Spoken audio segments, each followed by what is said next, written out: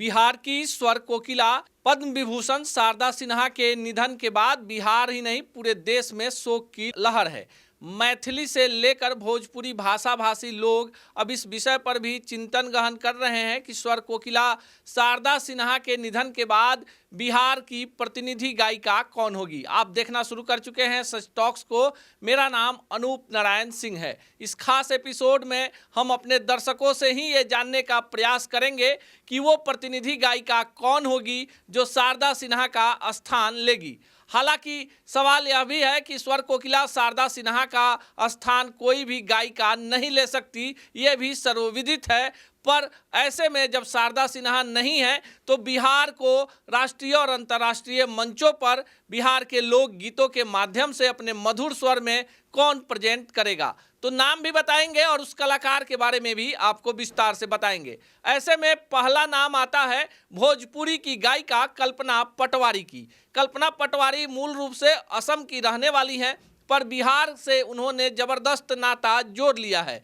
ऐसे में कल्पना पटवारी ने अपने गायकी की शुरुआत फिल्मों से की थी और फिल्मों में भी कई सारे ऐसे गाने शुरुआती दौर में गा दिए जिसको लेकर कल्पना पटवारी विवादों में रहीं।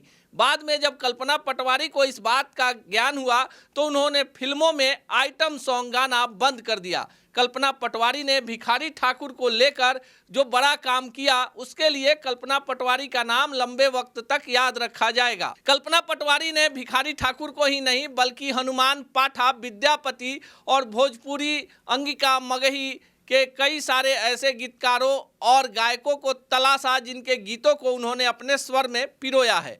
कल्पना पटवारी की खनकदार आवाज़ उन्हें भीड़ से अलग करती है और अभी महोत्सवों के मंच पर कल्पना पटवारी छाई रहती हैं। हालांकि यह भी सवाल उठ रहा है कि कल्पना पटवारी बिहार की नहीं रहने वाली हैं। ऐसे में दूसरे नाम की चर्चा होती है तो वो नाम मैथिली ठाकुर का आता है। कम उम्र में ही बड़ी उपलब्धि हासिल करने वाली मैथिली ठाकुर की मधुर आवाज़ उन्हें भीड़ से अलग करती है। ऑल इंडिया रेडियो ने 99 साल के लिए मैथिली ठाकुर से अनुबंध किया है। मैथिली ठाकुर ने पहले ही स्पष्ट कर दिया है कि वो फिल्मों के लिए पार्श्व गायन नहीं करेंगी, यानी वो मंच पर ही प्रस्तुति देंगी। मैथिली के साथ ही साथ भोजपुरी और अन्य भाषाओं के लोक गीतों को मैथिली अपने मधुर आवाज़ में राष्ट्रीय और अंतर्राष्ट्रीय मंचों पर फैला रही हैं। उनके स्वर की खुशबू से पूरा देश ही नहीं विदेशों तक में बिहार का डंका बज रहा है। तो एक नाम मैथिली ठाकुर का भी है जिसे माना जा रहा है कि आने वाले दिनों में शारदा सिन्हा की कमी को पूरा करेंगी। तीसरे गायिका की चर्चा करें और भोजपुरी की देवी की बात नहीं हो तो बात अधूरी रह जाती है। छपरा की रहने वाली देवी पिछले 2 दशकों से भोजपुरी के लोकगीतों को गा रही हैं। देवी ने हालांकि कोई अश्लील गीत नहीं गाया है और पारंपरिक गीतों को ही उन्होंने जिंदा रखा है।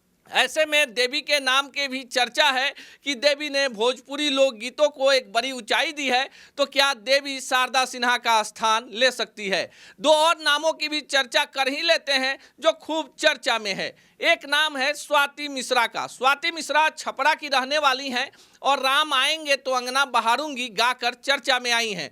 उनके गीत की इतनी बड़ी उपलब्धि हुई कि देश के प्रधानमंत्री ने उसे ट्वीट किया और अयोध्या में रामलला के मंदिर के शुभारंभ के मौके पर स्वाति को वहां गाने का मौका मिला।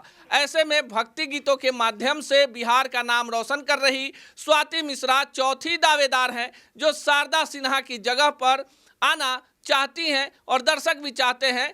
ये तो आप बताएंगे क्योंकि सवाल हमारा है। 5वीं गायिका की बात करें तो ये औरंगाबाद की रहने वाली हैं। नाम है डिम्पल भूमि। कम समय में ही डिम्पल भूमि ने बड़ी पहचान बनाई है। ये फिल्मी गीतों को नहीं गाती, गजल गाती हैं, भजन गाती हैं और मंच पर जो इनकी प्रस्तुति है उसकी खूब वाहवाही हो रही है। ऐसे में डिम्पल भूमि के भी नाम की चर्चा है कि बिहार की बेटी हैं, काफ़ी बढ़िया आवाज़ है। तो ऐसे में क्या डिम्पल भूमि शारदा सिन्हा का स्थान लेंगी। लेकिन ये सवाल हम अपने दर्शकों से पूछते हैं कि क्या शारदा सिन्हा की अनुपस्थिति में बिहार का प्रतिनिधित्व करने के लिए आप कल्पना, मैथिली ठाकुर, देवी, स्वाति मिश्रा या फिर डिम्पल भूमि में किसे सबसे योग्य मानते हैं। कमेंट बॉक्स में अपने विचार जरूर रखें।